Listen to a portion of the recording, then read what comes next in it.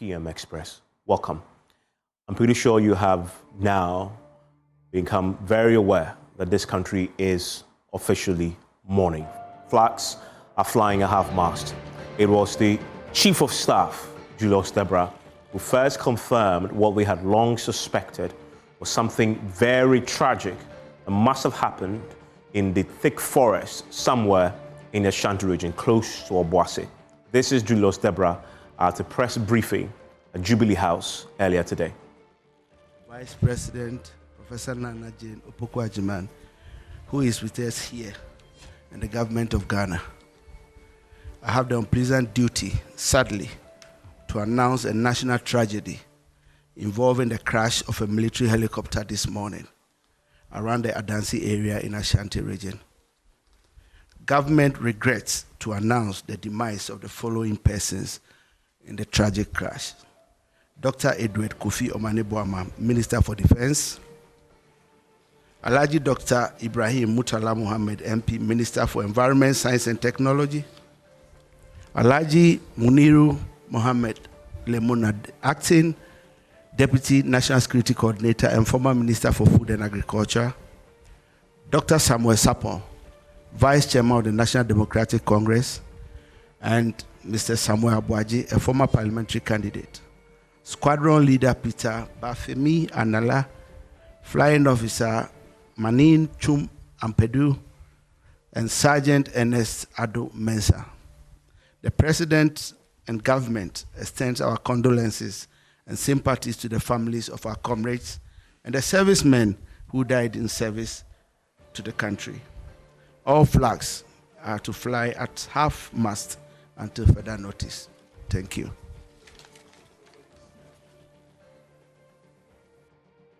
And that there was the Chief of Staff today delivering that very tragic news that we've lost 7 members of this great society of ours called Ghana, 2 of them, indeed, cabinet ministers. We now know the identities, as you mentioned. The first, obviously, is a defense minister, Dr. Omane-Boamah.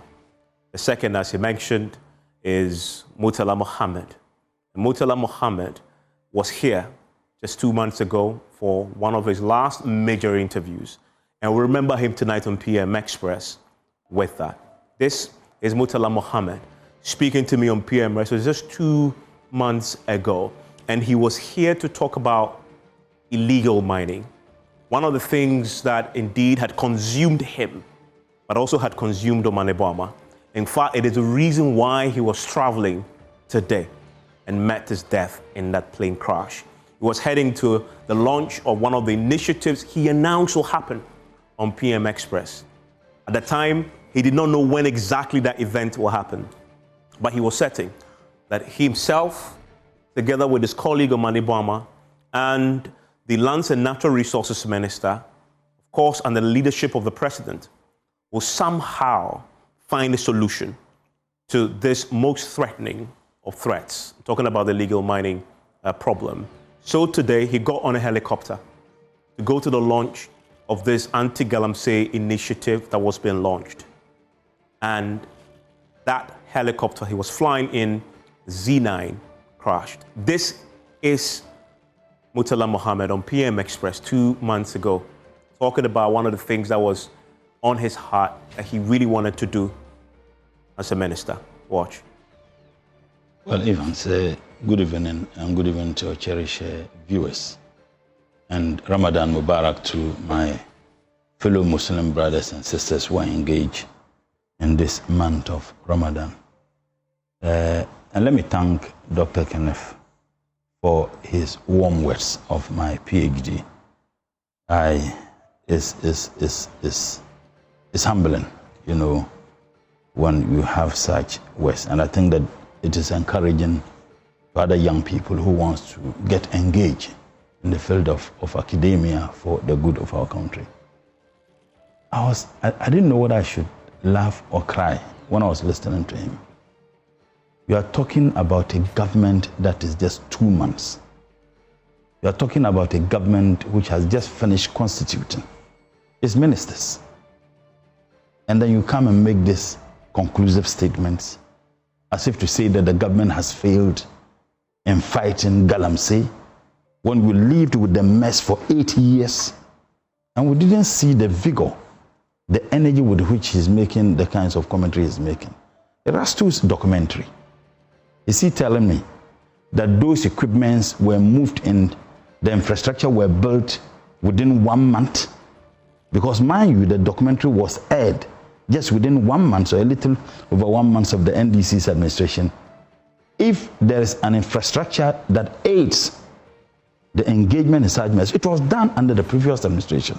And you make a conclusive statement as if all these things happened under the NDC. I mean, I just think it's just unacceptable, except that there is a motive why he and many other people engages in that. That is not to say. I mean, Dr. Ashigbe's record on this subject spans not only your government, not only the previous government, but even the government preceding. Look, Evans, so his record on this subject is impeccable. No, that is because you make the point about motive. No. His motive is simply the environment. I'm saying that, please. That is not to say that his activism against Galamsey started under this government. Yeah. But I'm interrogating the reasons and the rationale behind the kinds of conclusions he came to. One conclusion he came to. Yes. Which is what I played, John Mama. He says, John Mama says, I will repeal the LI. Yeah. You have 62 days. Evans. It takes 21 sittings of Parliament Evans. for an act to be repealed. I am the Minister for Environment. What has happened to Hold on. I am the Minister for Environment. None of you called to find out how far we have gone with that LI. Dr. Ken is a good friend of mine. He didn't see the need to call me, Honorable Minister. What has happened to the LI? Well, as I was sitting there and I was watching you, I was just laughing. As a matter of fact, we have started the process to repeal the LI. So what has happened to the Hold on. That is really why I invited you. Please, I'm coming. President Mahama made these promises anchored on 120 days. He said that within 120 days, I'm going to do A, B, C, D. We're on just a little over 60 days. And then you guys could come to that outrageous conclusion, as if President Mahama failed to honor the promise he made to the people of this country. As I talk to you, we wrote, mind you, the LI ought to be initiated from the Ministry of Environment, Science and Technology. We started the process last 2 weeks. In fact, that was barely a week after I was sworn in. We did what we needed to do. I signed the letter to the Minister of Justice and Attorney General. The ministry looked at it and did what they needed to do and returned the letter to me for another one to be signed, which I signed last Thursday. So if you do not have information that you can easily access, if you so minded to call me or call the Ministry of Environment, Science and Tech, you haven't done that. So for clarity, the bill has been drafted? It has been. I have even signed. Okay. So when is it going to Parliament? It will be laid before Parliament. Mind you, well, very soon. It can happen this week. It can happen perhaps. But you are the minister. I'm saying that it can happen this week. It can even happen tomorrow next because we have budget to be read. But one thing I can tell you that it will happen as soon as possible. So, but that is beside. But you don't have clarity exactly. Hold on. I'm saying the why. We made a promise, and it was part of the 120 days promises President Mahama made. Wait and see whether it will be delivered within that. If there was, will it be delivered within that? Absolutely. I have just told you. So without a shadow of doubt, and just for clarity, yes, the LI 2462 will be repealed before the expiration of 120. Absolutely. I mean, all the promises President Mahama made, that within 120 days, these are my solemn promise that I'm making to the people of this country. Tell me, hasn't he delivered so far the promises he made? The number of days he's taken to constitute his government, all the promises. And I'm saying, now if a promise was made that I'm going to do ABCD within 120 days, and by 60 days, you come to these outrageous conclusions you guys are coming to, that President Mahama, what has happened to it, when you easily could have called me, or even called anybody within the ministry, or even Minister of Justice and Attorney General, what has happened to the LI? If it is not about sensationalism, if it is not about we also need to be seen criticizing a government that is less than just just 3 months. That is just barely 2 months. I think that is outrageous. And to be very honest, as I talk to you, we started working on this 2 weeks ago. I am just getting to my 3rd week as a Minister for Environment. 2 weeks ago, barely just 1 week after I was sworn in, I was instructed to start the process by no less a person than His Excellency, the President. And yes, Murtala Mohammed was fierce. He's one of those individuals, anytime you interview him, you just have to be on top of your game. You have to bring your A game all the time. He believed in what he was doing, and he would defend it to the hilt.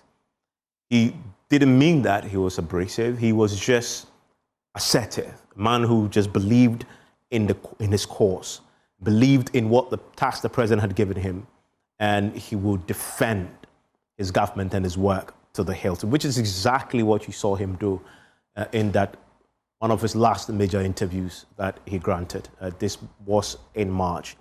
And he was talking about illegal mining. He was passionate about it. The time, yes, his administration, the administration was young. He himself, as a minister, had just stepped into the role, and he was beginning to put things in place to try and deal with this menace. He went on in that interview to tell us about his plans to tackle the problem. One of that was the manifestation of this whole event that he and Dr. Omani Bama, were heading to launch today. And we all know what happened with the plane crash that has taken him away from us tonight. Well, he isn't the only one who's lost his life and is dead tonight on the back of that plane crash. We also know that the acting Deputy National Security Coordinator also perished in that crash. And then we also know that the NDC Obuasi East parliamentary candidate was also on that flight and also perished, Samuel Abuaji. And then we also have learned, again from the Chief of Staff, Samuel Sapon, the NDC Vice Chairman, also perished in that flight. So these are the civilians led by the Defense Minister in this military helicopter who died in that crash in the forest in Obuasi. And then they are the officers who were flying that plane. There were 3 of them, and we remember them tonight. He, Squadron Leader Peter Anala, was one of them. We also know the flying officer, named Chuma Mpedu. He was celebrated, from what I've learned, one of the brightest in the Air Force, was also on the flight today and also perished. And then we also know the Sergeant Ernest Adomensa also perished. 2 pilots, 1 crew member, joining the civilians led by the Defense Minister, all dead today. Plunge the nation into a state of mourning. Flags are flying at half-mast, as I said. And tonight, we're going to be covering this from multiple angles for you.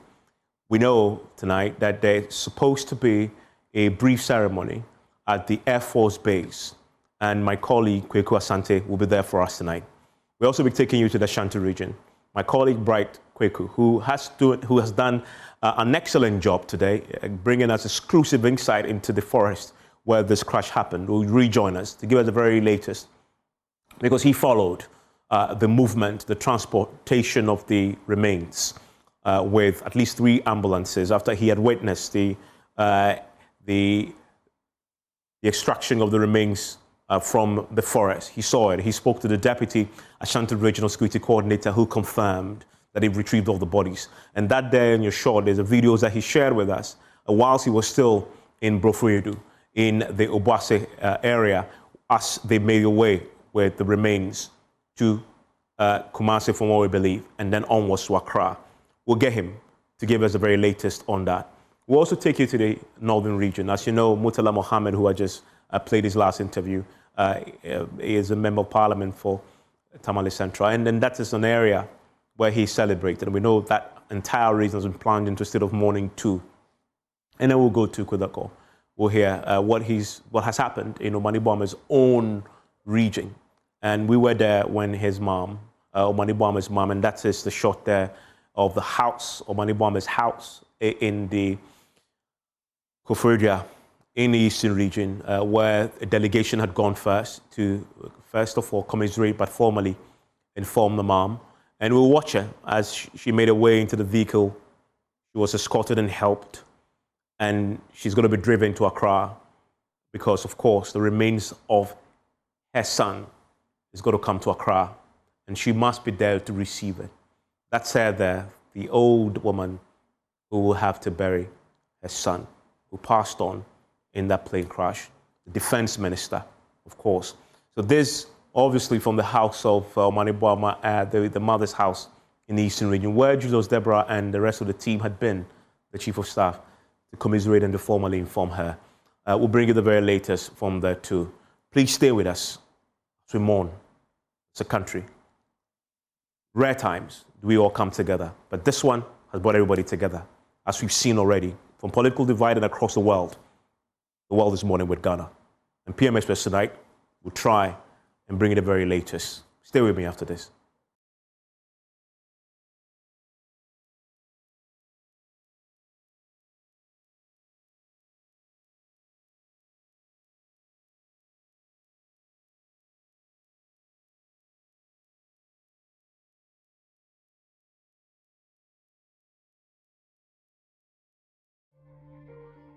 And thank you very, very much for staying with us throughout the day as we brought you this very tragic news with the death of Dr. Omani Boama, the Defense Minister, Murtala Mohammed, Environment Minister, and 6 others. And tonight, as I've said, I've been joined in the studio by my colleagues. Kojo Youngson is with me in the studio. He knew Omani Boama very well, as I know him too, and Murtala Mohammed, as I've just shown you, is one of his last major interviews was here. Also with me is our presidential correspondent, and he joins me because there are a lot happening right now, because obviously the commander-in-chief is who he works for us covering on a daily basis, and he knows a few things that has happened, including a statement has been issued from the Jubilee House that he will bring us also, and the president's own itinerary today, and that indeed has been a one of fascination. He would himself have been at the event today, and so he's joining us, Maxwell Ababa. But I have now also joining me is Kwabena Japon. We'll hear from him.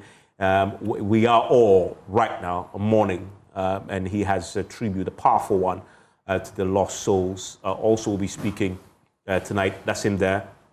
He joins me. He has a statement out tonight, and I'll get his thoughts about what has happened tonight. But I also want to take you to the Armed Forces Base here in Accra. First, the Air Force Base here in Accra. That's where my colleague Kweku Asante is right now for us.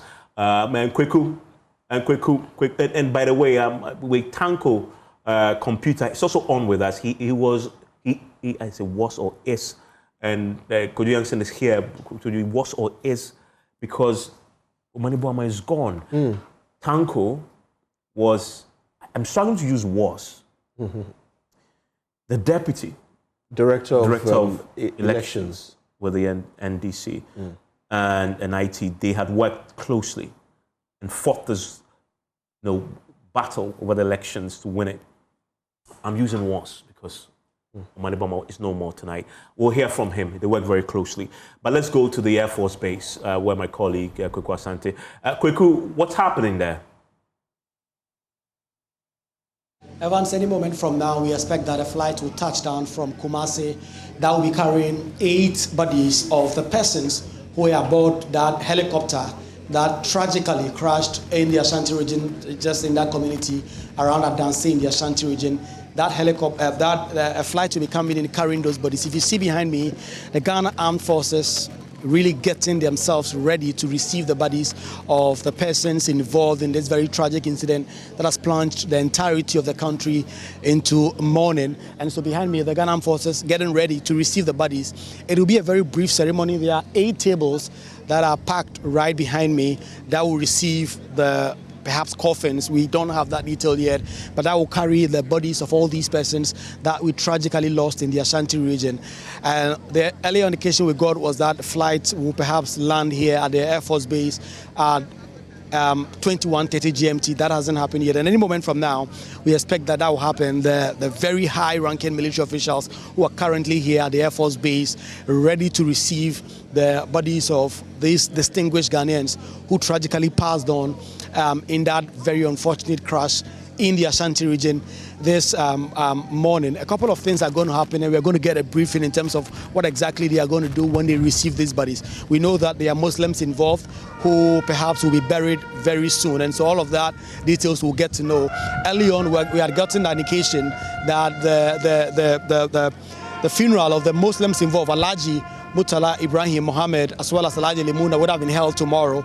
But we've already gotten a statement from the Northern Regional Minister confirming that that will no longer happen, because a couple of things are still being done, and the families will also be consulted before any decision will be had going forward. And so you hear the trumpets being sounded with the Ghana forces, all of this getting ready for the flight to land from the Ashanti region. We have no details as to what exact flight is in question, but that will land any moment from now. It will be carrying the bodies of the 8 distinguished Ghanaians who were out there on this very important duty, but have tragically perished. And that is why there are 8 tables right behind me.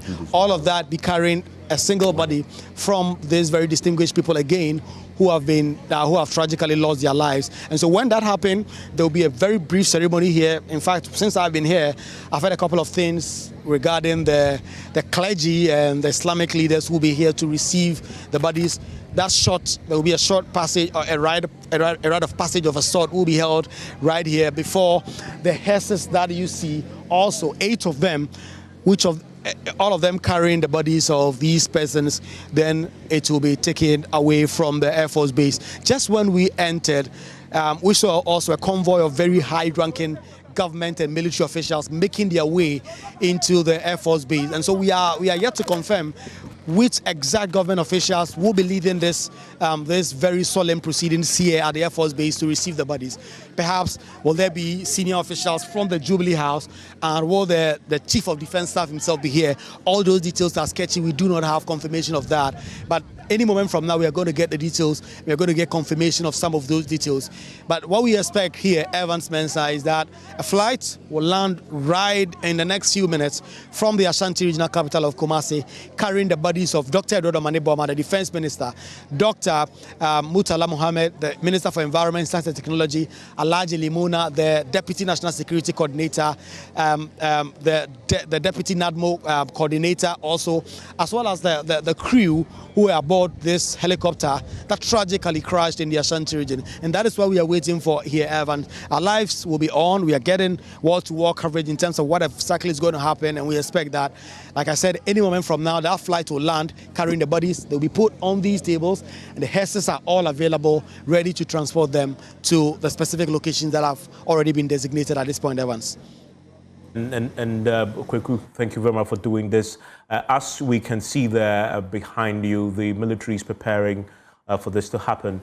This will stay with you. We'll stay with this particular feed and watch as the plane touches down with the remains of our departed comrades and compatriots, the 2 cabinet ministers and 6 others who have passed on.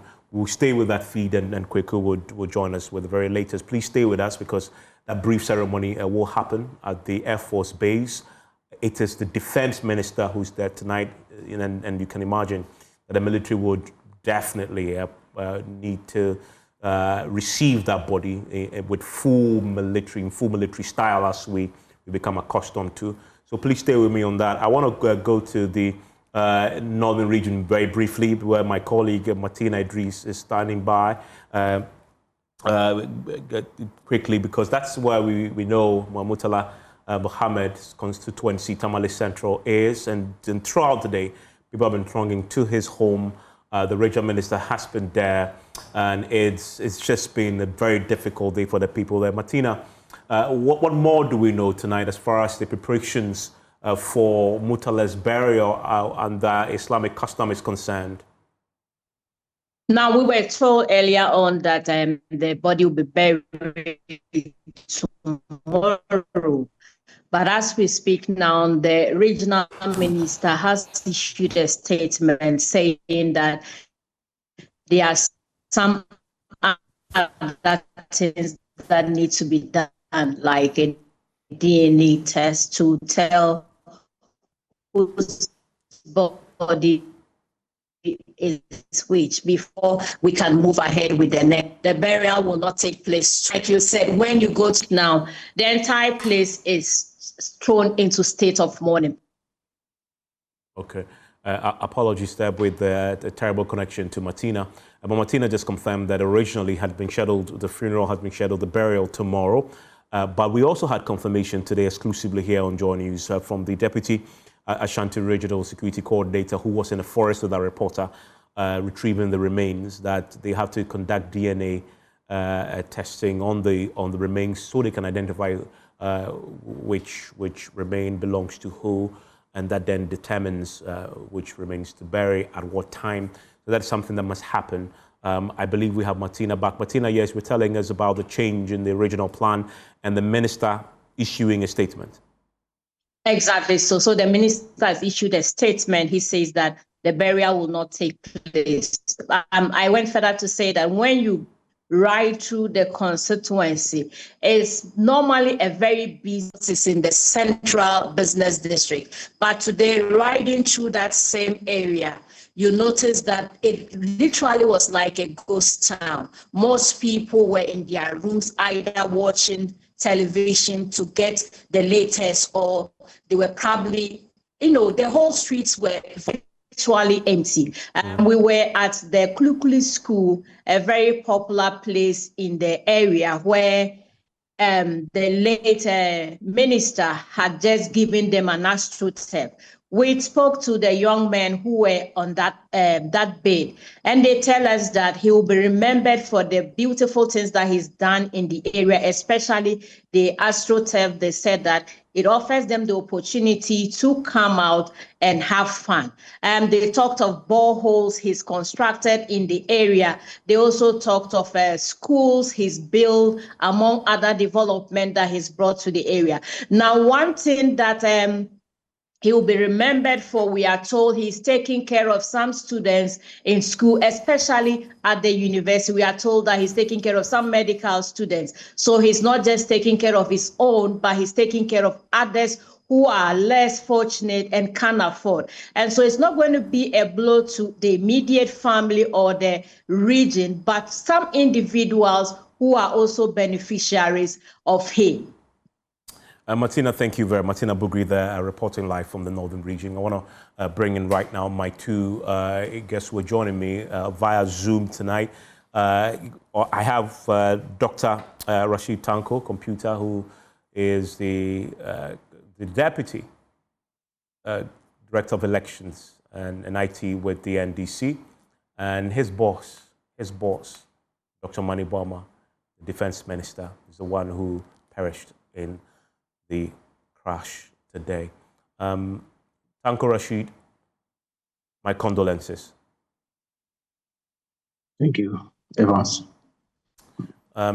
Words cannot capture what you must be feeling tonight, but try and master a few words for me. How did you hear the news?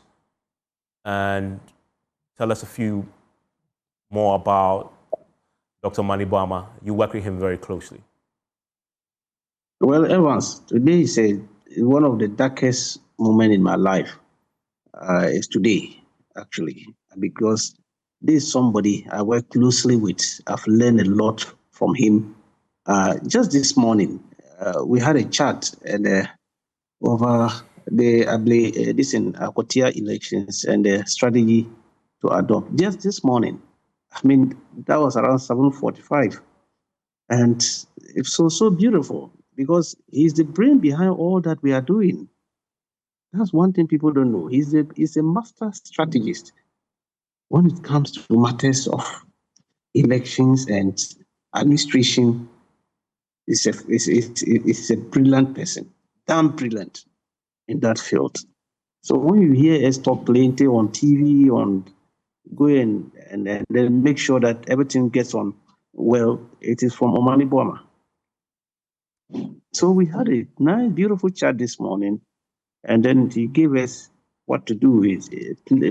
Drew the plan and strategy, everything for us, and asked us to go. And we're to send my colleague, Madi, to lead the charge tomorrow to Akotia, whilst I will also be monitoring the EC and some other activities, what we need to do and all that.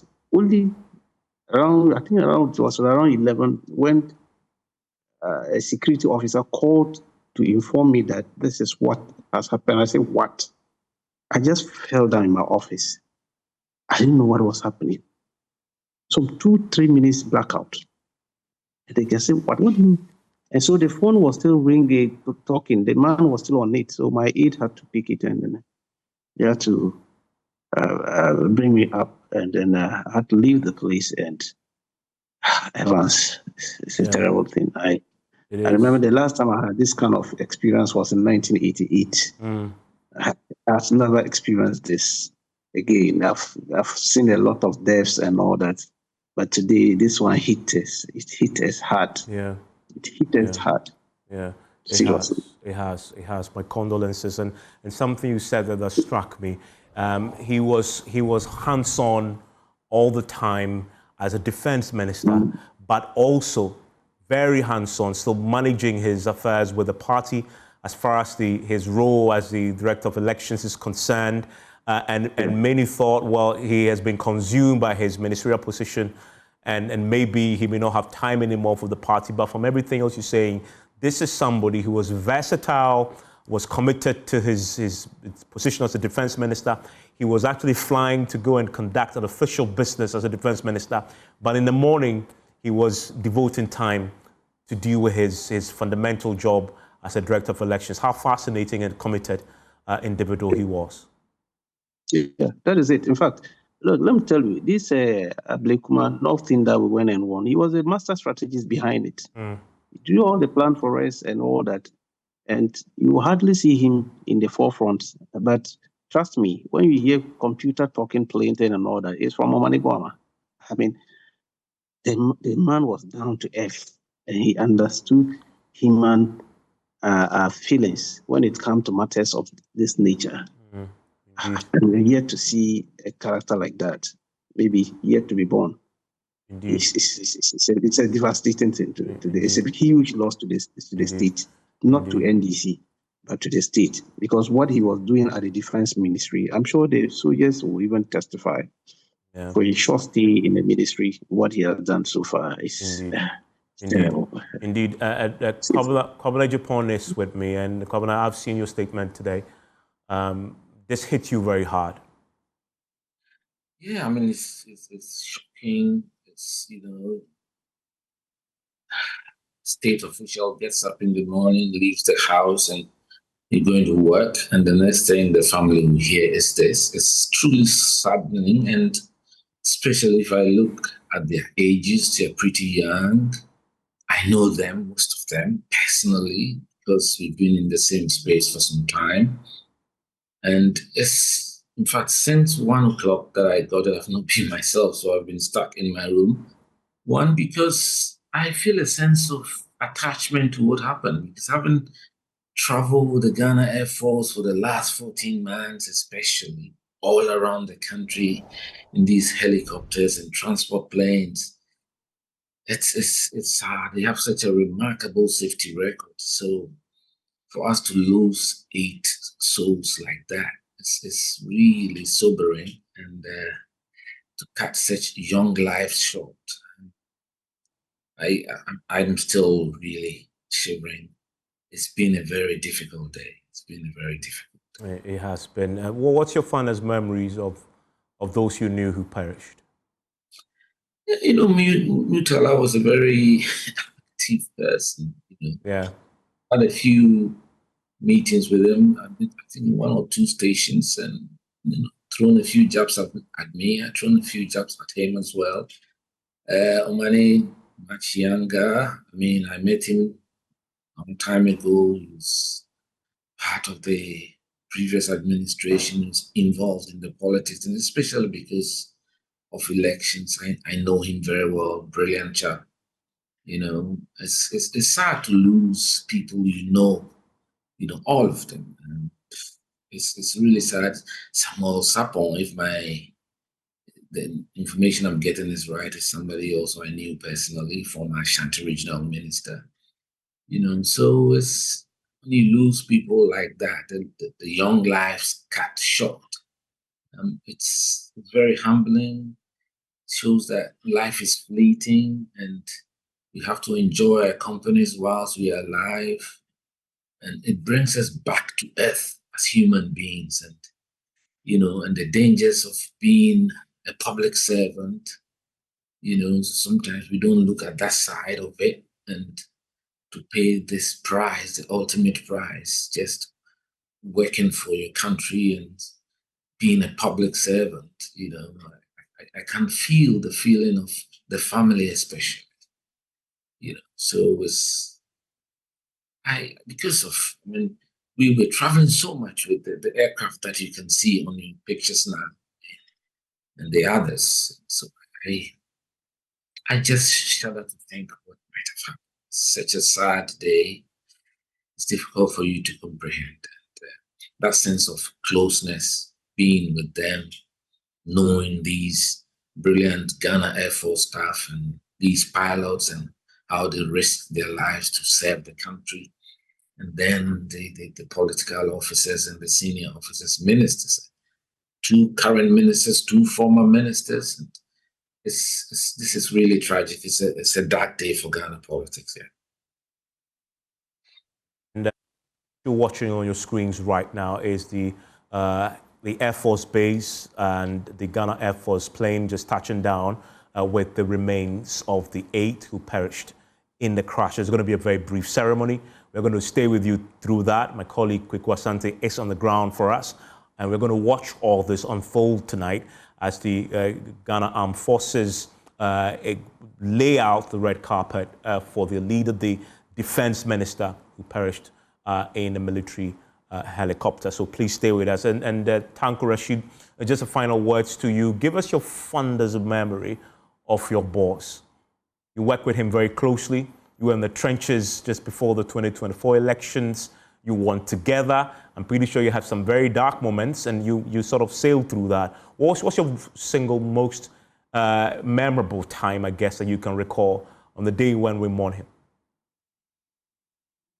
Evans, I remember during the 2024, when the register was being compiled and we had difficulties with the EC over the figures being chained out. I represented FEC, the Functional Executive Committee, at IPAC meeting with my boss, Dr. Mani Boama. It was a tough moment that day. That was the day we were rejecting the register and said we will not accept the register. And he told me, he just says to me, keep your eye on the ball. Don't be shaking. Keep your eye on it. That was the thing I will never forget. He said I should keep my eye on the ball. I shouldn't be shaking. And from that moment, I never learned it. And even when we're designing the body camera strategy and all that, Evans, something. It's really bad. It's really bad. Losing such a person. It is. It is indeed. The man he was full of life and full of strategy in his head. He hardly talks plenty. But when you put pen and paper together, Masa, you know that he actually knows his game. Yeah. It's such a brilliant person. We are losing at this tragic. And then the other colleague, Murtala, was a friend of mine, a very good friend of mine. And I know him in and out. His passion for the youth and Tamale, especially the youth in Tamale. Yesterday, our vice chairman, I was with him making fun. He needed a laptop for his children. And he came to me, and I supported him with a laptop. I gave him 2, and he in fact he thanked me. I always call him my father, not knowing that was the last time we were greeting each other. My father. And that was it. At FEC meeting, we had a FEC meeting, and he was there with the national chairman, general secretary, and all the leadership of the party were all there. And then this invitation for today's program came, and the national chairman indicated he has some other activities, so he could not attend. And the General Secretary also said it was too short because he has already planned some other program. Then one of our deputy national organizers, Kobe Ballon, then said, Dr. Sapon, you are there, it's in your region, you can represent us there. He didn't even know about it. And he said, okay, he was ready. Anytime he's assigned by FEC to do a party assignment, he will not even argue. He will go straight and attend. So that's how he joined them for the trip today. No, he was just goodbying us at the FEC meeting yesterday. Well, Alaji Lemuna, I worked with him in Northern Region when he was the regional minister. I was then the director of election in Northern Region and the treasurer of the party as well. And I work closely with him. I know his pedigree. He worked very well for the party. And then very close to, he was managing the farms of His Excellency John Dramani Mahama too as well. Yeah. And they work very closely. And Tanko Rashid, I'm really grateful that you made time to talk to us on such a difficult day. Kabana Jipon, thank you too. I'm grateful that you both joined us. I want to take you live now to the Air Force Base where the ceremony is just about to begin. The bodies just touched down there, flown in by the Air Force. And Kweku Asante is our man on the ground. Kweku, please fill us in. The studio and Kojo, this obviously is going to be one of those very touching moments. All waiting to see the remains now coming out of the aircraft. Just a second. Kweku is on now. Kweku, yes, Kweku, you're filling us in. What we've seen the aircraft now touch down. What are we expecting now? That any moment from now, the flight will be opened for the bodies to be let out. In fact, the coffins and other persons carrying the remains of these high-powered government officials who perished during that helicopter crash will be let out pretty shortly. I was telling you that the Chief of Staff, Julius Debrah, is leading a high-powered delegation from the Jubilee House currently to receive the bodies of Dr. Dramani Mahama, Dr. Murtala Mohammed Ibrahim, and all the other persons involved in this very tragic accident in the Ashanti region. And so any moment from now that is going to happen, there are a couple of tables that have been arranged. The last time you came to me, we had that, and it is ready. There are a number of military officials that will go in the flight and carry the bodies one after the other and put them on those tables. Before there will be a traditional, there will be some religious rites. I've seen an imam, I've seen a Catholic priest, I've seen a pastor here.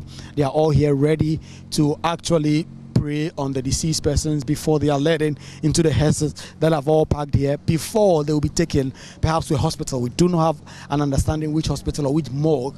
These bodies will be kept overnight ahead of tomorrow before a lot of other things start happening. So Evans, a very high-powered delegation led by the Chief of Staff, a number of ministers I've seen here, advisors to the President, the Chief of Defense Staff himself is also among the company that I've just seen right here at the Ghana Air Force Base. And any moment from now, that the Ghana Air Forces, the Armed Forces plane should be opened for the bodies to be taken out. A number of military officials have already gone in as they work on getting the coffins and other things ready and prepared appropriately for them to be brought out. So Evans, it's a really somber mood here at the Air Force Base.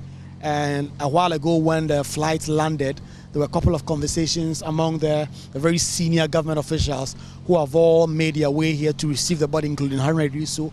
Of course, like I did tell you, the Chief of Staff, Julius Debrah, is the one leading the delegation from the presidency, the government, to receive the bodies. And so a number of soldiers, Ghana Armed Forces officials, already in the flights there to ensure that the coffins, as we understand, they will be let out, draped in Ghana flag. Then they will all be taken to the tables that have already been arranged prior to this flight landing here at the Ghana Air Forces Base.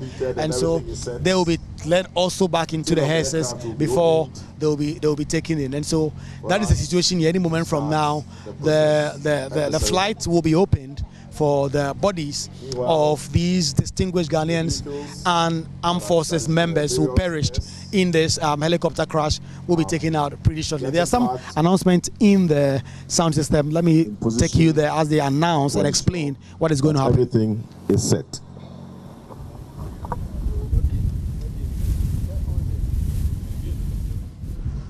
So any moment from now, we expect the doors to this Ghana Armed Forces flight to open, so that these bodies will be brought out. And it's a very pensive mode. In fact, from where I stand, I can see the Chief of Staff, Julius Debrah. He is really in a very pensive mood, just looking at the flight with his hands at his back.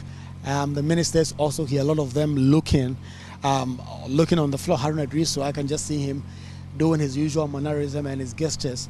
But you can just sense the tension and the somberness of the situation here at the Ghana Air Force Base right here at the Bema Camp.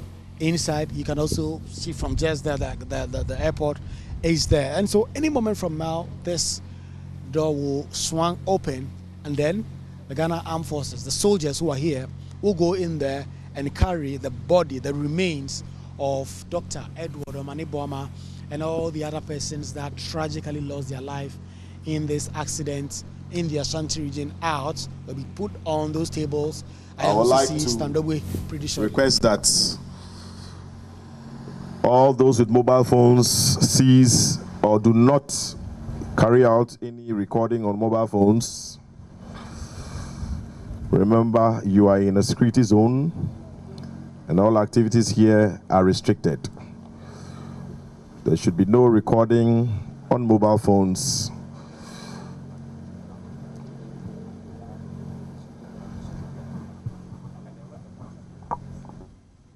So that's an announcement that just bled in the sound system, warning all the other persons who have converged here not to record what is just about to happen with the flight doors about to open on their mobile phone. Of course, we are allowed to carry this live. We are now set. Okay. And we await the opening of the tail of the aircraft. Any moment from now, the remains of those 8 distinguished Ghanaians who lost their lives on that patriotic duty tour to Obuasi, where an event was expected to happen, will make their way out of this flight, and the ceremony and the rites that have all been programmed to happen will happen. And then ultimately the Chief of Staff, Julius Debrah, who is leading this high-powered delegation from the Jubilee House, from the presidency, will receive these bodies. We understand the hearses are all ready and primed to take these bodies. Once the aircraft is opened, specifics of some hospital in Accra will be kept in a morgue and other things to happen. Let me listen to this announcement. The burial parties moving in to pick up the caskets and move them onto the cataflags that have been laid or been set. When we have all the cataflags set with all the caskets on them, then we will hand over to the clergy for prayers to be said for our beloved departed. Thereafter, we will then move the caskets into the hearse for onward movement to the morgue. The tail of the flight is now opening, and any moment from now, we now have the tail of the aircraft being opened. Persons will be brought out here at the Air Force Base, all is set, where it's a really solemn, somber mood here. The bodies will be out any moment from now. And see in your slide, on your screens, Dr. Edward Omane-Boamah, Dr. Murtala Mohammed, and a number of the very key distinguished Ghanaians who tragically lost their lives in this tragic accident will now be brought out. First burial party, please move now.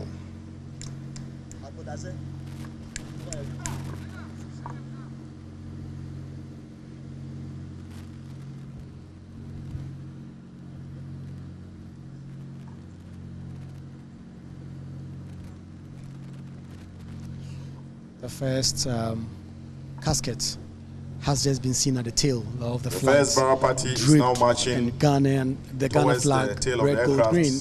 Of course, these were gentlemen who were all on national assignment, who were not on some frolic of their own, They were on the first a national assignment to the Obuasi, where the government was launching an event, and that is where this was happening. And any moment from now, these caskets will all make their way to the tables.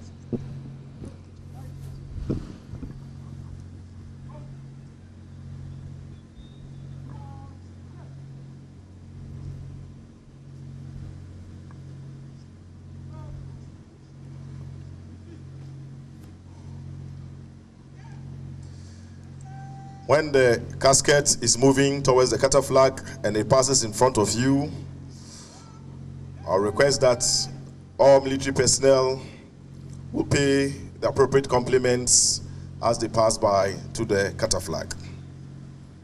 The firing party is now ready.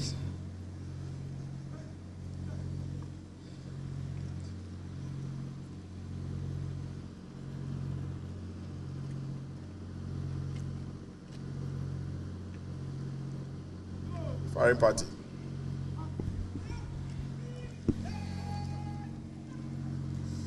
A request for us to pay the appropriate compliments as the casket moves into position.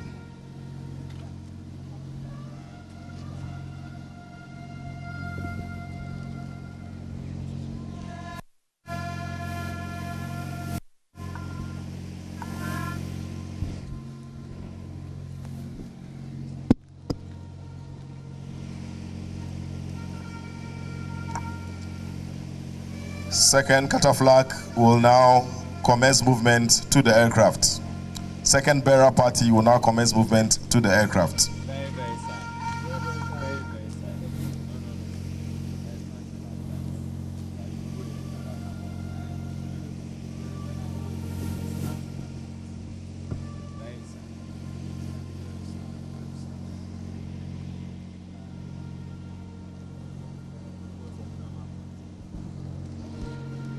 There's a lot of tears among some members of the Ghana Armed Forces who are here. Of course, some of these pilots and flight crew were their colleagues.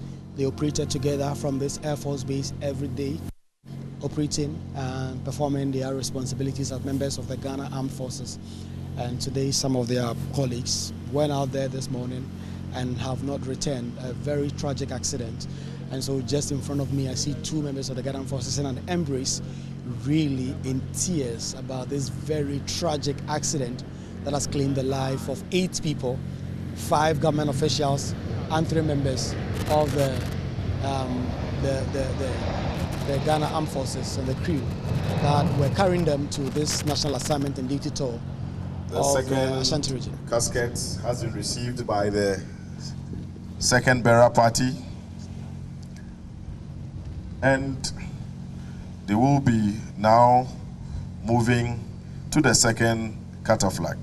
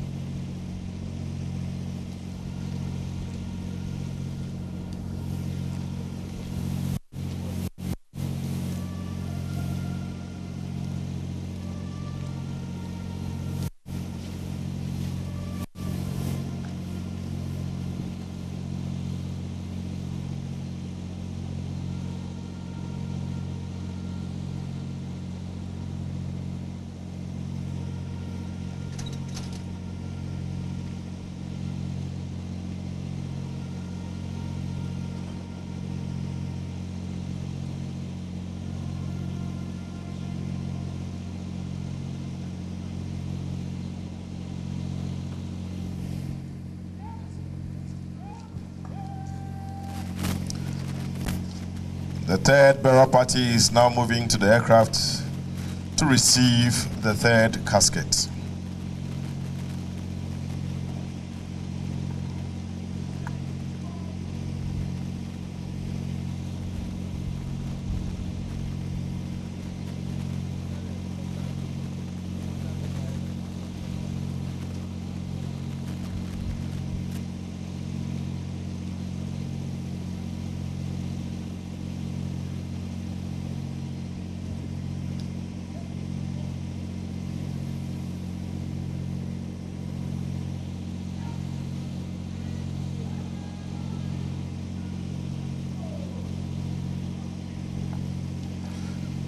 Let's pay the appropriate compliments as the third casket moves to the catafalque.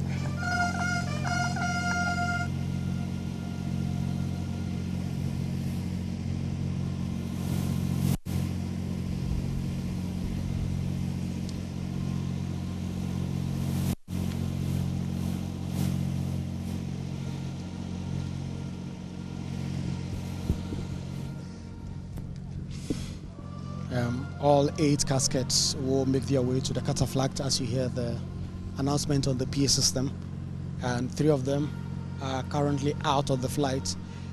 The remaining 5 will also be taken out in the same fashion. The Ghana Armed Forces men and women who are on this ground have prepared for this. When we came here, there were a couple of rehearsals ongoing, and so the burial parties march the flight. They take the caskets and they move it to the catafalque, and then once it is lowered down to the catafalque, they make their way back to the flight to pick the next casket. And so they are going to do this in turn until all 8 caskets, signifying and representing all 8 people, all 8 persons who tragically passed away in this helicopter crash in the Adansi area in the Ashanti region, are all moved. And when they do, there are clergymen and women here, as well as imams, who are representing the religious The fourth burial backgrounds party is now of ready the to receive persons who have the tragically fourth passed. casket. There will be short prayers on them before this ceremony, very brief ceremony to receive the bodies of these persons will be brought to an end.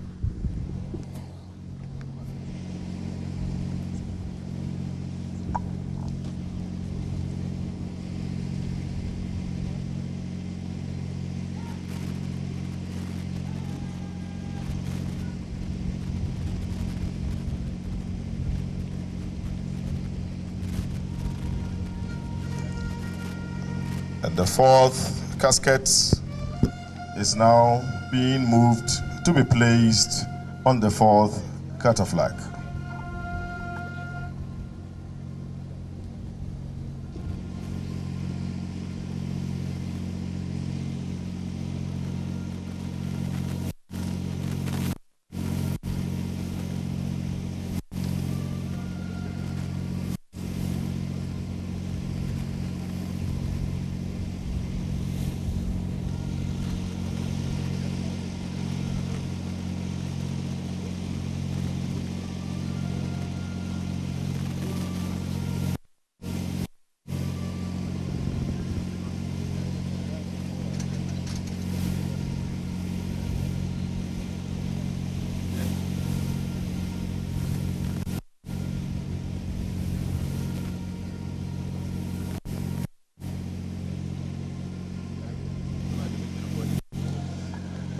The fifth burial party is now moving to receive the fifth casket.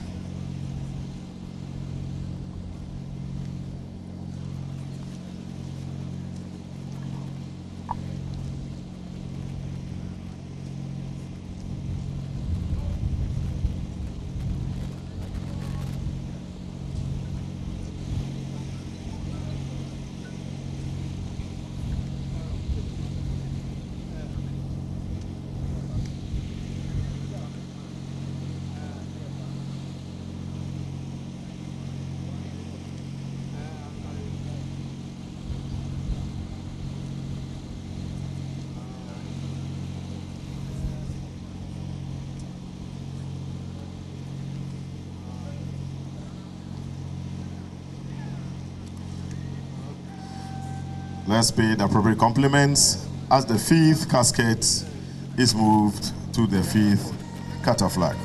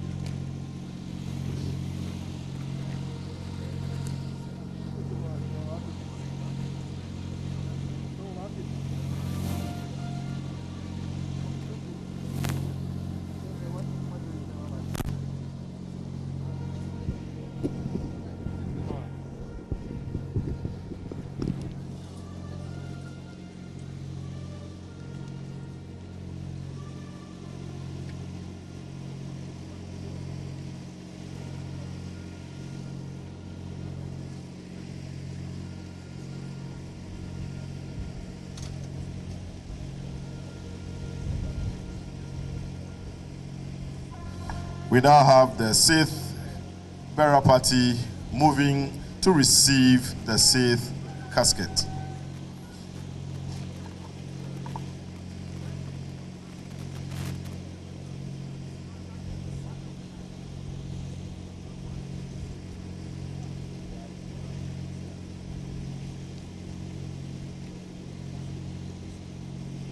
Request that all those who are standing behind the cataflags should move to enable the ceremony to go on smoothly.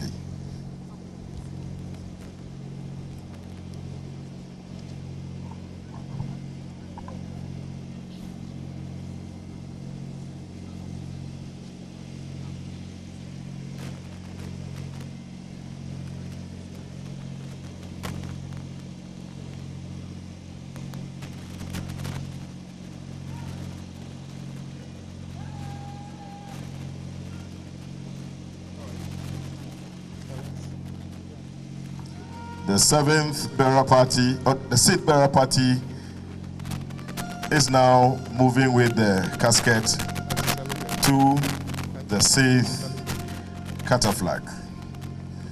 Let's pay the appropriate compliments as they pass by.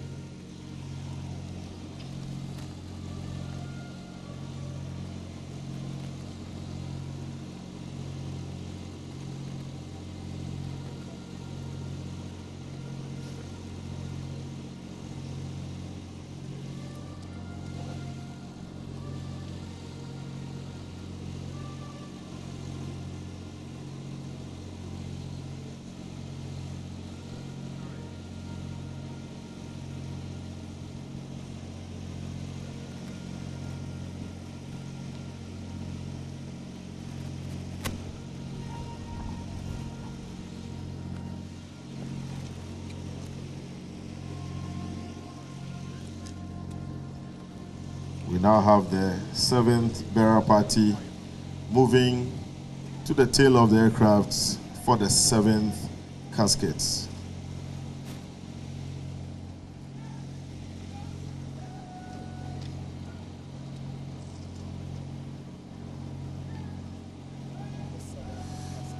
After all the caskets have been retrieved from the aircraft, we will hand over to the clergy to commence the religious aspects of this brief ceremony, where they will be saying prayers before movement of the bodies or the caskets to the morgue.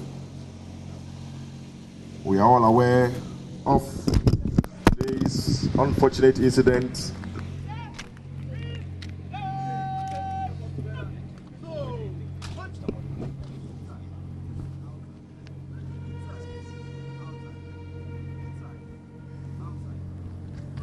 We have the seventh bearer party moving with the casket to the seventh cataflag.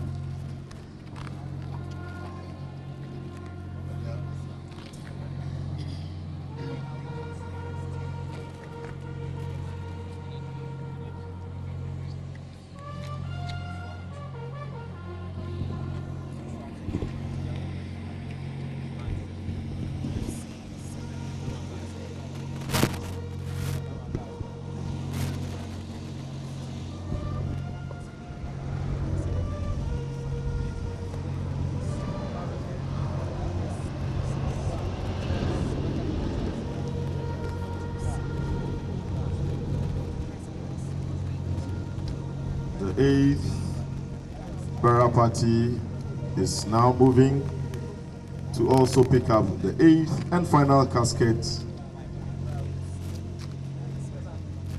to be placed on the eighth cataflag.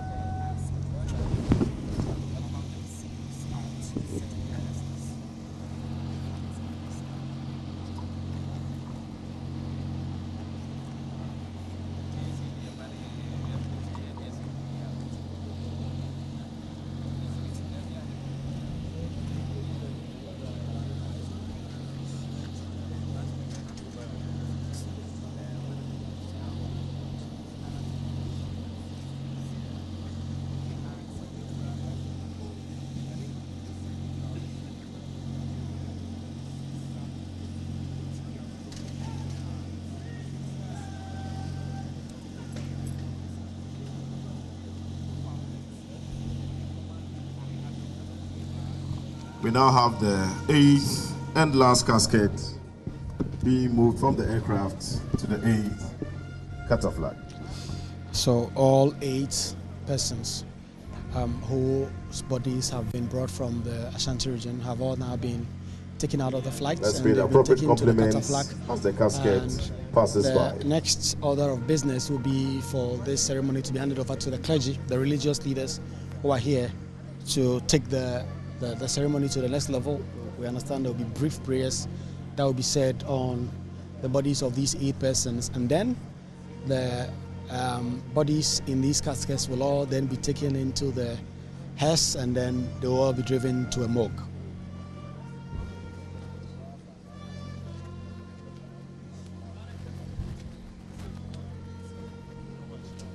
After the 8th casket is placed on the cataflag, the firing party will move to allow for the clergy to commence the next phase of today's brief ceremony.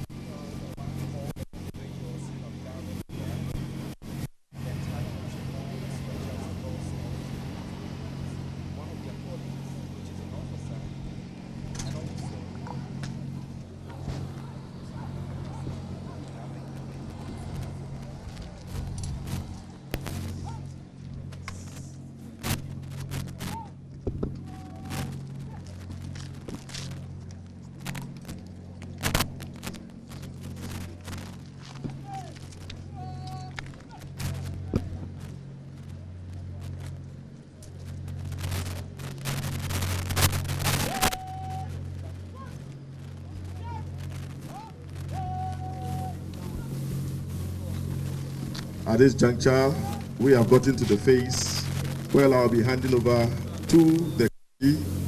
Today we have Reverend Ministers and to on with the next phase of the program. I'll now hand over the microphone to the clergy.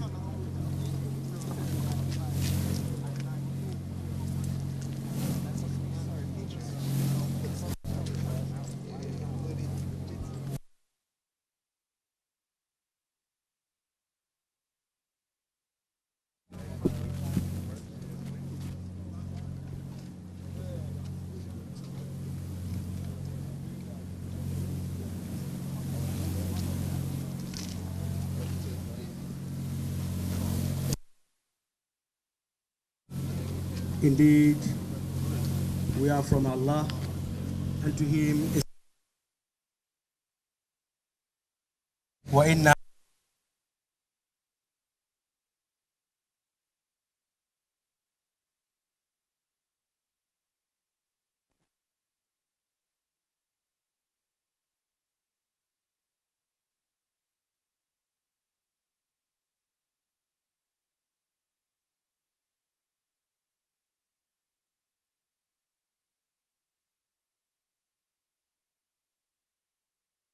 Okay, so we are now in the next phase of this ceremony where the clergy is taking over.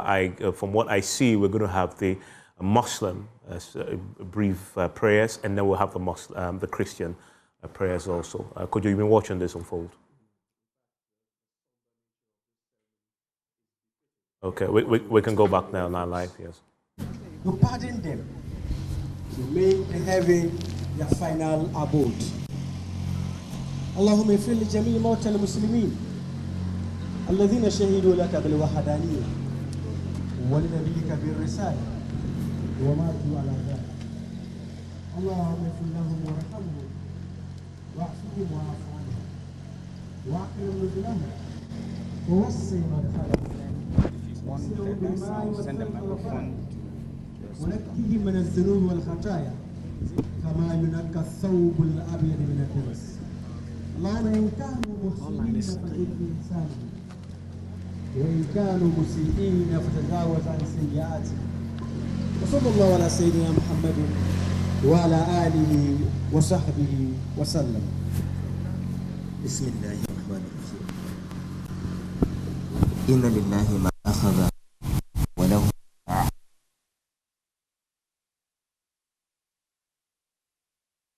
لا إليه راجعون. إنا لله وإنا إليه.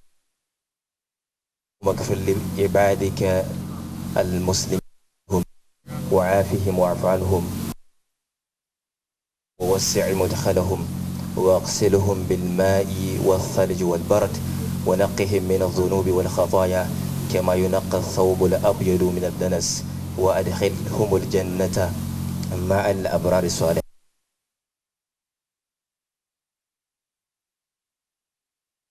محمد وعلى آله وصحبه.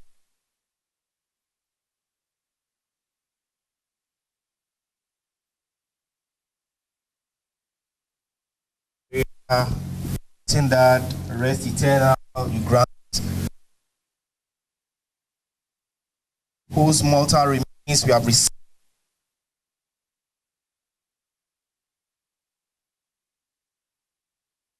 Receive the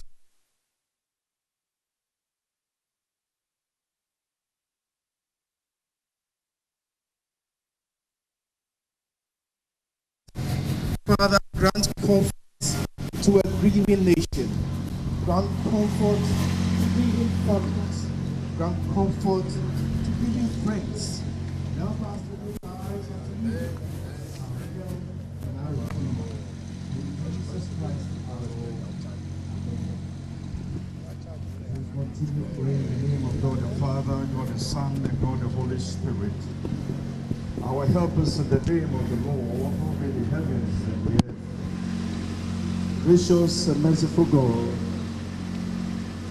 tonight, with a heavy heart as a nation, we approach your divine presence as we stand before the mortal remains of our government officials and our serving personnel.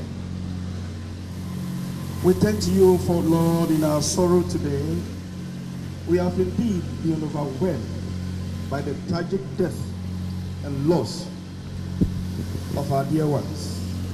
The tragic death and loss that we have experienced today as a nation. Father, grant us the strength to bear this heavy burden. Give us the grace to overcome this challenge. Father, we pray that you will console all of us as a nation in this moment of grief. Particularly, we pray for all the bereaved families, that you console all of them. Gracious Lord, into your hands we commit their soul. Eternal rest grant unto them, O Lord, and let your perpetual light shine upon them forever.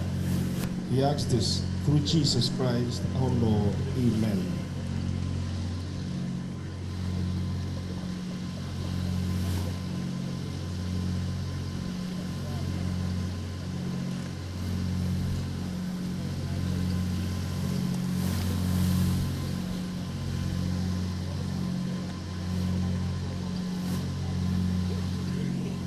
Thank you very much, the clergy. We will now move the caskets into the various heads, starting from the first four on the right. I'll request the heads to be opened for the commencement of this phase of today's ceremony. The first four cataphlacts, like the first four bearer parties, should please move to the first four caskets to move them into the heads. Fire party, get ready to perform your role.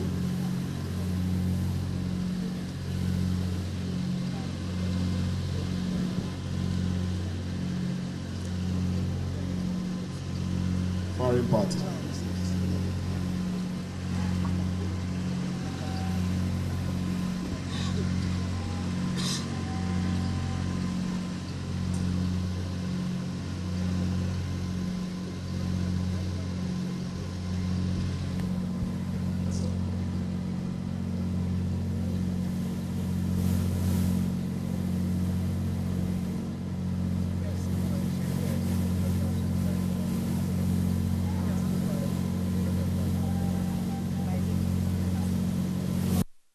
first 4 caskets will now be moved into the first 4 hearse.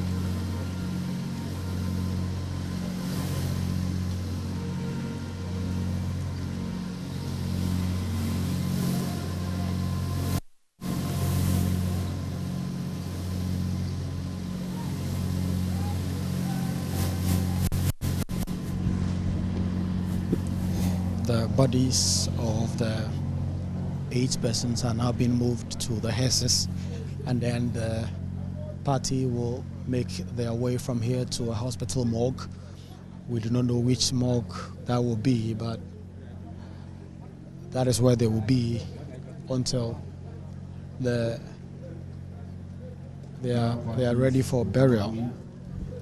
Position themselves in readiness to carry the next set of 4 coffins into the hearse.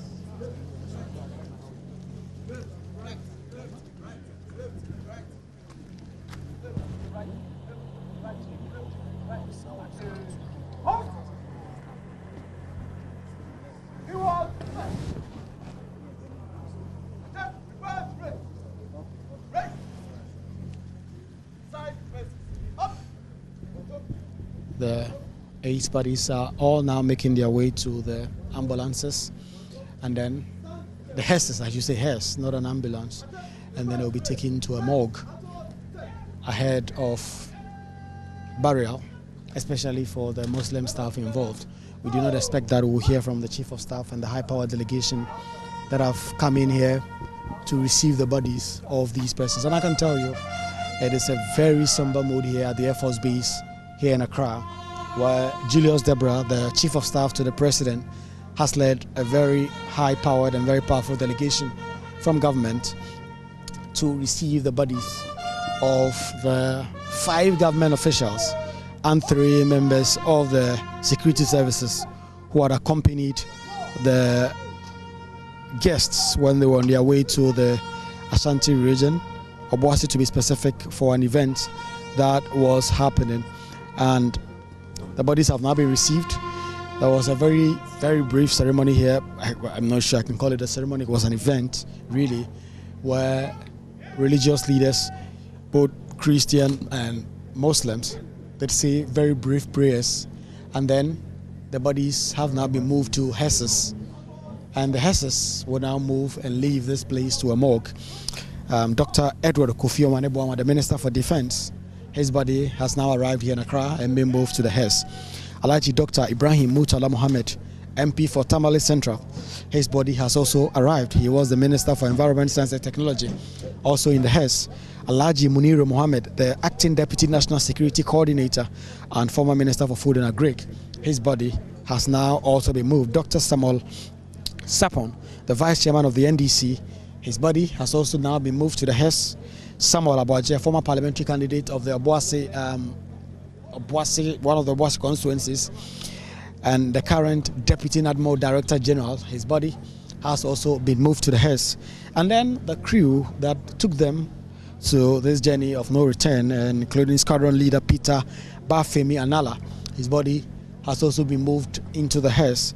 Flying Officer Manain Chum Ampedu, his body has also been moved in there. Sergeant Ernest Adomensa, his body has also now been moved in. And so this ceremony, very brief. It's taken just a little under an hour from when the flights arrived with the bodies, and this event has ended. Any moment from now, we expect that the service chiefs and senior police office or senior government officials led by the Chief of Staff, Mr. Julius Debrah, will all now make their way and leave this event. The military was led by the Chief of Defense Staff himself, with other service chiefs who are all here and then the Chief of Staff, Julius Debrah, Haruna Idrisu, the Minister for Education, officials from the presidency, including Joyce Bawa Muktari, also including the Deputy Chief of Staff in charge of operations, Tandogwe, Deputy Chief of Staff in charge of administration, and now Yebampo Ado. A host of government officials that have not been able to see all of them lined up with the hearses, now moving one after the other. The hearses are moving, so they are being moved to the morgue, and one after the other, all 8 hearses have now moved and have left. It's going to form a convoy from here to the Ghana Armed Forces Staff Command College. And so the government officials are now leaving. The Qatar flag has now been moved. The Chief of Staff, I've also seen the General Secretary of the NDC, Fifi Avikwete, also come in, and all of them were here to receive the body. I see also Felix Kwachiofosu, the Minister of State in charge of government communications. He was also part of this delegation.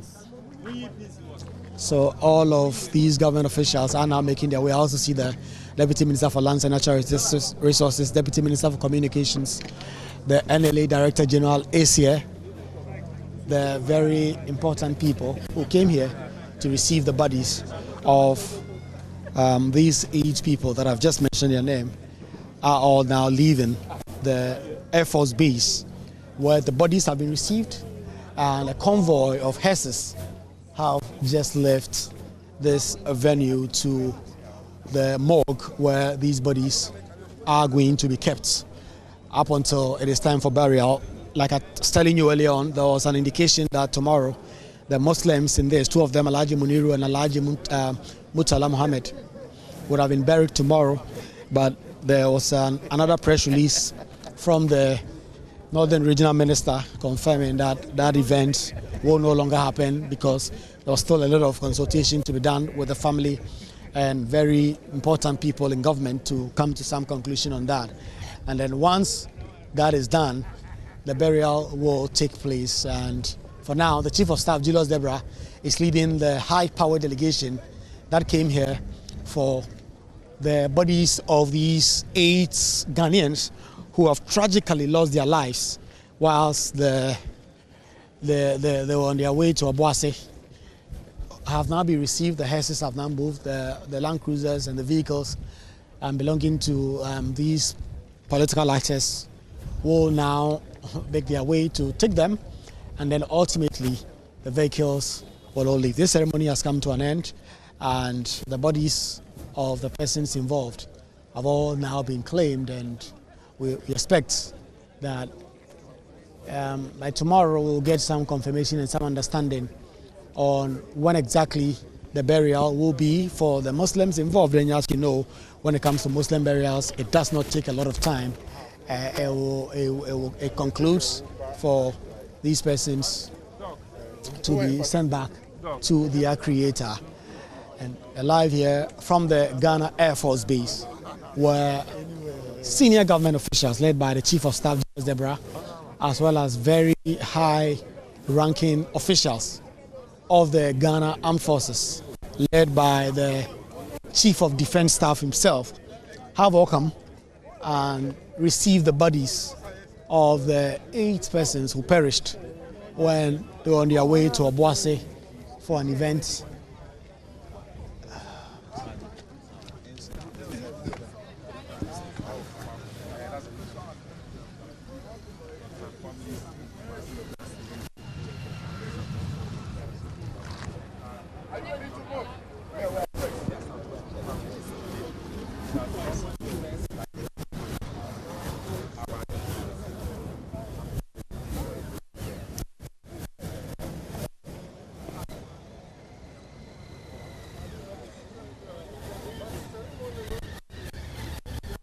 And that there, Kojo, is the ceremony, brief but dignifying.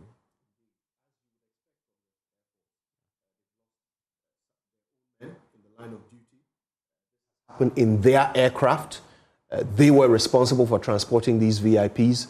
They would certainly want to take full ownership of this, and you've seen them execute this particular ceremony with the normal aplomb that we expect from from trained men of the military. It is sad, though, that we are forced to see the Air Force, exhibit their abilities in such circumstances.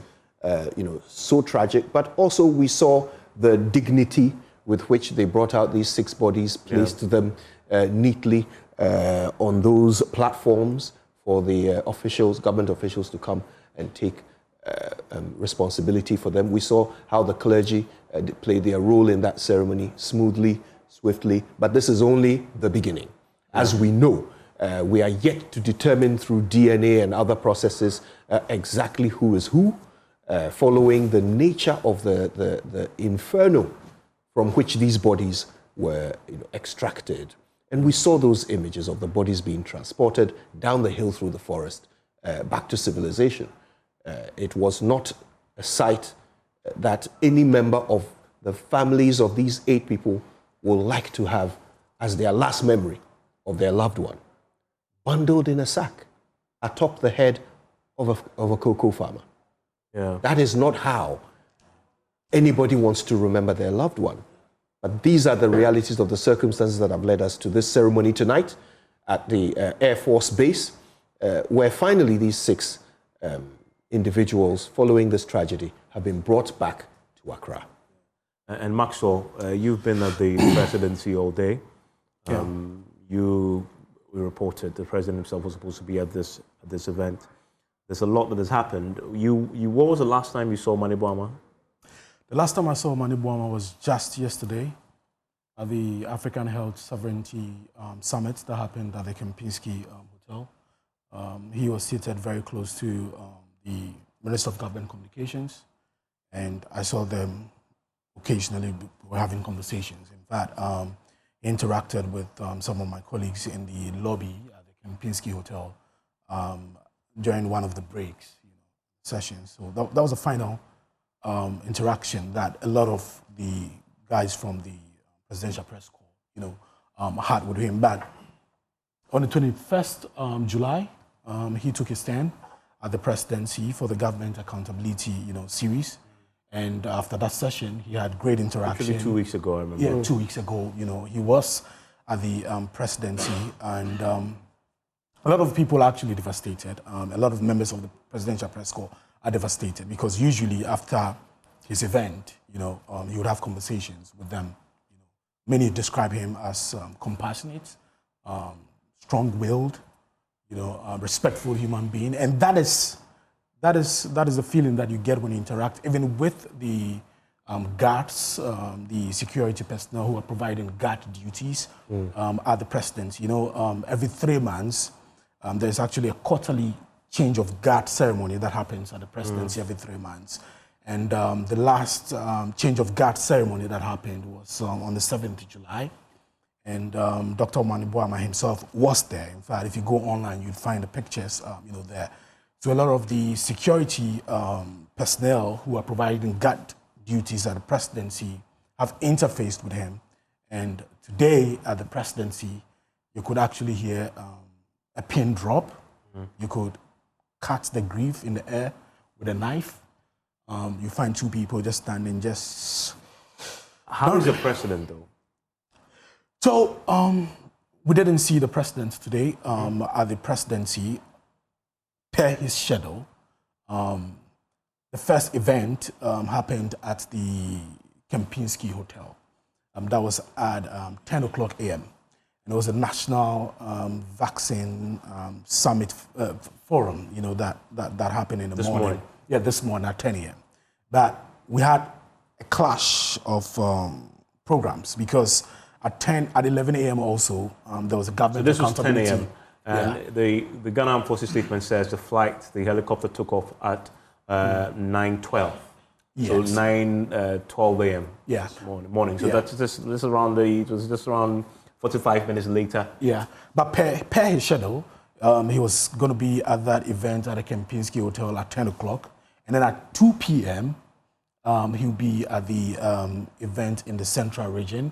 That is the Assemblies of God Pastors and Pastors' Wife Conference that was happening at the Pentecost Convention Center in the Central Region. So the sources, the people I've been speaking to, tell me that, but for that clash of events, the president probably would have also been in the Ashanti region, for that particular event. Because it was advertised I was going to be there. Because it was advertised. Because in fact, the official flyer we've seen was the official him and- flyer that he was on the flyer together with the Lands and Natural Resources minister. So because of that clash of events with the one happening in the central region, this source tells us that that's the only reason why the president was not in the Ashanti region. Can you imagine the guilt he must be feeling? I mean, as far as he's aware, he sent them on a mission from which they won't ever return.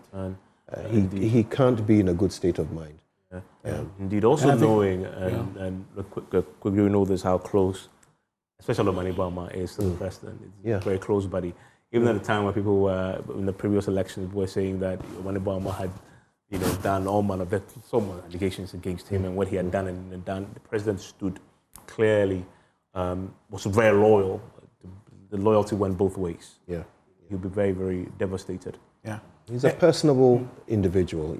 There'll be many people talking about their personal relationships with him. I mean, I knew him well when he was a communications minister in the previous Mahama administration. My son played football with his sons.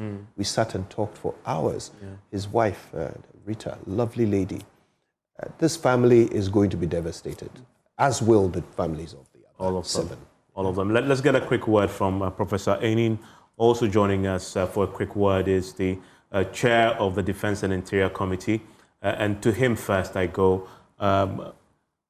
Mr. Agaga, thank you very much for your time here on PM Express. And I must disclose this. I spoke to him. I said everybody was going through this state of confusion. And because we've been hearing so much, I wanted to talk to somebody to clarify what was happening. And I called him. He didn't know, I didn't know, but we all had head stuff. Mr. Agaga, it's been confirmed now. We've been through this the whole day. I'm pretty sure you haven't recovered yet. My condolences to you, because you chair the committee that had supervisory jurisdiction over the ministry that Dr. Mani Bama was a minister of. Share with me your emotions tonight as we watched what unfolded at the Air Force Base. Kindly unmute for me, Mr. Gaga.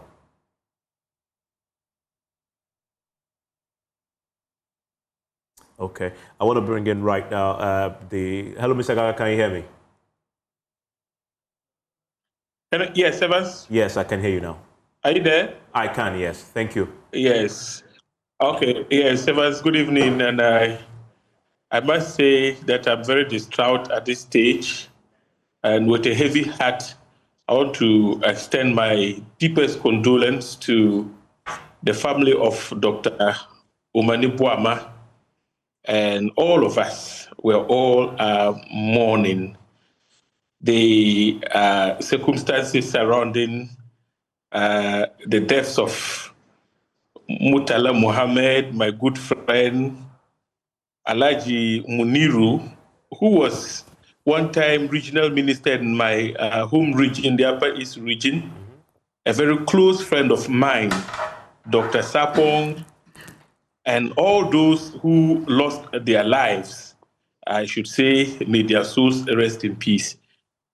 But Evans, the last time I encountered Mani Bama was when the committee invited him, and Honorable Muntaka Mohammed, the Minister of the Interior, to appear before a joint committee of the committee I chair and the newly created Security and Intelligence Committee to brief us on the escalation in violence in Boko, and of course the Ablekuma North constituency elections, which was a rerun in 19 polling stations. And the two gentlemen appeared before us and shared their perspectives with us.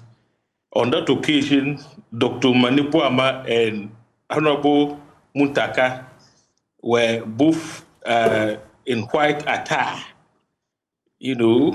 It was a very cordial discussion. I mean, the discussions do heated at some point. Umani, I recall on that occasion, appeared without the CDS, and we had issues with that, but he was able to explain why he had to appear, I mean, alone. We are very devastated. Before then, he had appeared in Parliament and addressed us on issues surrounding the presidential jet because a question had been filed and he had to appear and respond. I recall I had a very close discussion with him, and he told me a lot of things about plans he had with the blessing of His Excellency President Mahama to retool the armed forces and make them combat ready. All those dreams have been shattered now, and I must say I am very devastated. For Murtala Mohammed, who was also very, very close to me, Evans, I can tell you, the one we're in school at the University of Ghana, I used to serve as Murtala Mohammed's personal lawyer. You know, I was a student lawyer at the time. I see. And anytime Murtala Mohammed, who wanted to impeach JCR presidents, made up his mind, I was the one he would come for as his lawyer. And we went about impeaching JCR presidents. I recall we impeached the Legon JCR president. We went to Sabah Hall, and that is how close we were. In Parliament, Murtala sat directly behind me. In fact, the very last time I saw Murtala was just a few days before we rose. He walked in and started cracking jokes. I sit next to Haji Aladi. I mean, he cracked jokes about Haji Aladi, and all of us burst out in laughter. That was the last time I saw Honorable Murtala Mohammed. Evans, the pilot comes from my constituency. Oh, I see.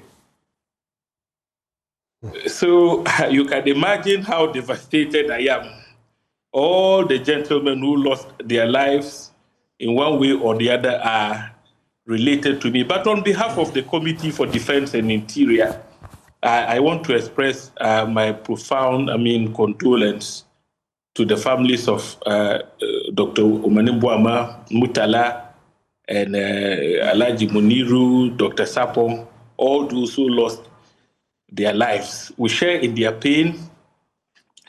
It's unfortunate these incidents have happened, but I know they died in line of duty. And for me, this is something that all of us should be proud about. I mean, when the whole country went knocking at their doors to go out there and serve, they didn't turn their backs. They served even with their lives. Yeah. And at this point, I can only say, may they have a good rest. I wish them farewell, but I know it's early days yet. I would have ample opportunity to pay appropriate tribute to these gallant men of our land. Absolutely, absolutely. Who today are no more with us. Yeah, James Agaga, thank you very much. And Professor Aini Nisson, Prof, give me your own reflections on such a tragic day. No, this is such a terrible day for the whole of it. And particularly, so let me, on behalf of myself, express deepest sympathy to the chief of the armed forces, president of the country. We've lost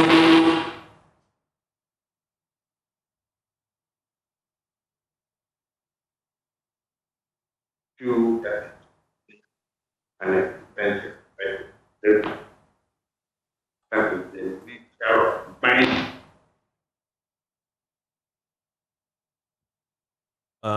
Hello, Hello, Professor Ini. We're having a challenge with the connection to you. Sincere apologies for that. We will definitely have Professor Ini, who is security analyst, knows a lot of the individuals involved very closely. Come back to the studio. Kojo, I shall have to wake up tomorrow, obviously, because it's the morning after that it begins to dawn on you what has happened. You know, today it was breaking. We've not had time to process as journalists. We've just been following and doing a job. But as we drive home and we lie down, wake up, a lot of these men are friends. We speak to on a daily basis. 2 days ago, was on a call with Omane Boama, and he was attempting to rebrand the military. For the first time, he had let the military spokespersons engage us. And we have a new spokesperson who was engaging us on the Boko. And he was very passionate about demystifying the military, if you like. And he wanted the military to have a new image, obviously because of all the criticism that the military is a closed book. All they know how to do is abuse civilians and abuse our human rights. He was passionate about trying to change the narrative. And he thought, obviously, media exposure, positive media exposure will help. And we were talking about that. I actually was trying to convince him to allow us part of that policy of his and his ambition to travel with the men in uniform going to Boko. I mean, so we can bring updates, with the camera on, so people can see transparently what you're doing there. So we can also close avenues of propaganda and false information about what the military is doing. And we were just talking about that. He actually asked me to call him at 5 p.m. Call him at 5 p.m. to finalize. And as we know, that was happened. My last interaction with him was on Monday. He called me because I had forgotten to meet an appointment we had made just a few days ago when I saw him at the Atta Mills Memorial Lecture. He was trying to tell me something after the event, but there were so many people milling around and I couldn't hear him clearly.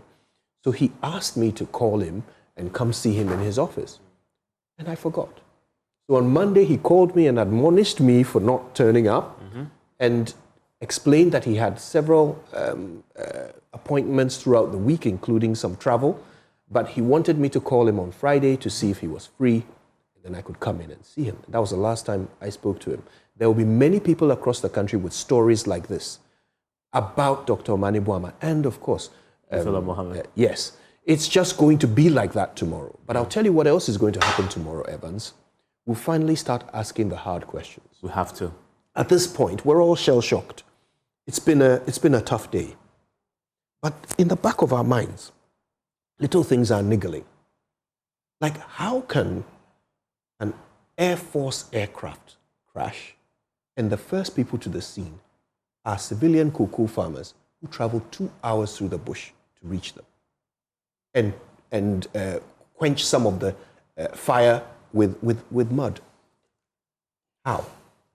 Some of these questions are tough. They're a bit insensitive because of the nature of what has just happened. But by morning, as journalists, we will all be asking these same questions. How did this happen? And unfortunately, as a nation, we have two options. We either answer these questions and learn from them, or sit with our arms crossed till the next tragedy happens. And in Maxwell, the president has declared 3 days of national mourning. Yes, he's declared 3 days of national mourning starting tomorrow. He has also suspended all his engagements for the rest of the week. Okay. So that means that there will be nothing really happening in the presidency from tomorrow to the end of the week. Yeah, so 3 days of national mourning. Flags are flying at half-mast at the presidency as well. Okay. Yeah, but one thing struck me, James Agaga, when he talked about the plans that Dr. Omane Boama had, because we followed closely during his last engagement on the 21st July at the presidency. He had big plans, for the military.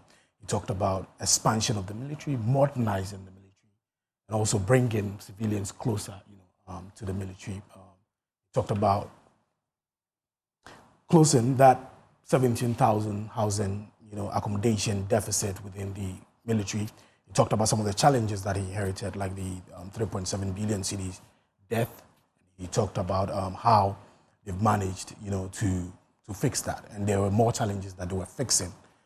That the reset agenda is on course, and he's definitely going to make sure that President Mahama realizes, this dream to reset every sector of this country. Well, unfortunately, like James Agaga said, remains shattered dreams. Yeah. Maxwell, thank you. Thank you very much. Enjoy the rest of your evening, if you really can.